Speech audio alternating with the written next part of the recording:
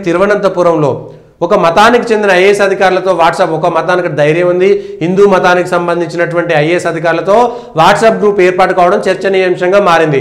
అది ఒక ఐఏఎస్ అధికారి ఫోన్ నెంబర్తో ఏర్పాటు కావడంతో మల్లు హిందూ ఆఫీసర్స్ పేరుతో వాట్సాప్ గ్రూప్ ఏర్పాటైంది. కేరళ క్యాడర్కు చెందిన పలు ఐఏఎస్ అధికారులను ఈ గ్రూప్లో 31 చేర్చారు. అయితే ఇందులో కేవలం హిందూ అధికారులను మాత్రమే చేర్చడంతో విమర్శలకు దారితీసింది. ఐఏఎస్ అధికారి గోపాలకృష్ణన్ వినియోగిస్తున్న ఫోన్ నెంబర్తో ఏర్పాటైనటువంటి గ్రూప్ వల్ల పలు అధికారుల నుంచి అభ్యంతరాలు వ్యక్తమయ్యాయి. ఈ వ్యవహారంపై గోపాలకృష్ణన్ స్పందిస్తూ తన ఫోన్ హ్యాక్ అయిందని తన అనుమతి లేకుండానే తన కాంటాక్ట్స్తో చాలా గ్రూపులు అయిపోయినట్టు పేర్కొన్నారు. ఎంత భయం అంటే ఒక ఐఏఎస్ ఇవాళ మైనారిటీల పేరు మీద ముస్లింలు ఒక అధికారులు గ్రూప్ పెట్టుకుంటే దానిపైన స్పందిస్తారా? క్రిస్టియన్లకు సంబంధించి చర్చ్ పేరు మీద అధికారులు ఐఏఎస్ అధికారులు పెట్టుకుంటే దానిపైన కూడా స్పందిస్తాడా? హిందూ అధికారులు ఐఏఎస్ అధికారి ఒక హిందూ గ్రూప్ పెట్టుకుంటే ఇవాళ వాడు పాపం సమాధానం చెప్పుకోవాల్సినటువంటి పరిస్థితి వస్తుంది. దానిపైన విమర్శలు రేగాయి.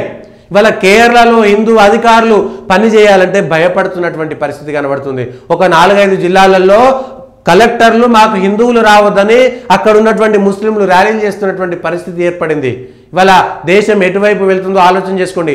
హిందువులంతా కలిసి ఒక హిందూ గ్రూప్ పెట్టుకుంటే తప్పే ఉన్నది. భారతదేశంలో హిందూ గ్రూప్ పెట్టుకోవద్దా?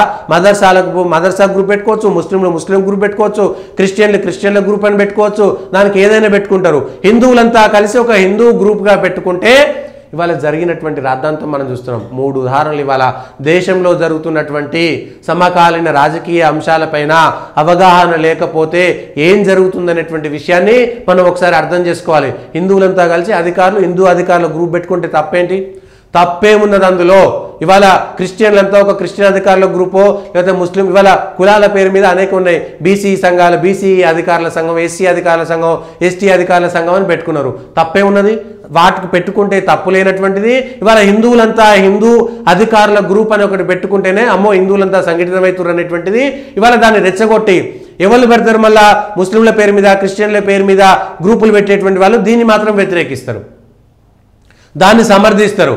ఇవాళ ఒకవేళ నిజంగా హిందూ అధికారుల గ్రూప్ పెడితే తప్పని చెప్పేటువంటి వాళ్ళు ముస్లింల పేరు మీద అది ముస్లిం అని పెట్టకపోవచ్చు, ఇంకొక పేరు మీద పెట్టవచ్చు.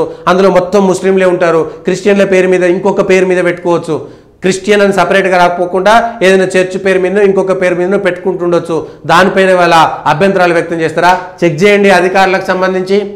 ఇగో ఈ దేశంలో ఒక ఐఏఎస్ ఆఫీసర్ ఒక హిందూ గ్రూప్ పెట్టుకుంటే కూడా భయపడాల్సినటువంటి పరిస్థితి ఈ దేశంలో దాపురించింది అంటే ఈ దేశంలో ఏం జరుగుతుంది? ఒక్కసారి ఆలోచన చేయాల్సినటువంటి పరిస్థితి ఏర్పడ్డది. దీనిపైనే మనం ఒకవేళ జాగరూకతతో లేకపోతే నిన్న మనం చెప్పినాం కదా, ఒక మిజోరాం ముఖ్యమంత్రి అమెరికాకు పోయి ప్రత్యేక దేశం కావాలని చెప్పినట్టుగానే ఈ దేశ విభజనకు దారితీసేటువంటి ప్రమాదాలను పసిగట్టకపోతే, ఈ దేశ ఐక్యతను మనం సమగ్రతను కాపాడుకోకపోతే ఈ సమగ్రత ఎట్లొస్తుందంటే ఈ దేశంలో ఓపెన్గా కరాఖండిగా భారతదేశంలో హిందువులు మెజారిటీగా ఉన్నంత కాలం మాత్రమే ఈ దేశం ఐక్యంగా ఉండగలుగుతుంది, ఈ దేశం లౌకికంగా ఉండగలుగుతుంది అనేటువంటిది చరిత్ర చెప్పినటువంటి ఇప్పటికీ చెప్తున్నటువంటి నిజమైనటువంటి నగ్న సత్యము.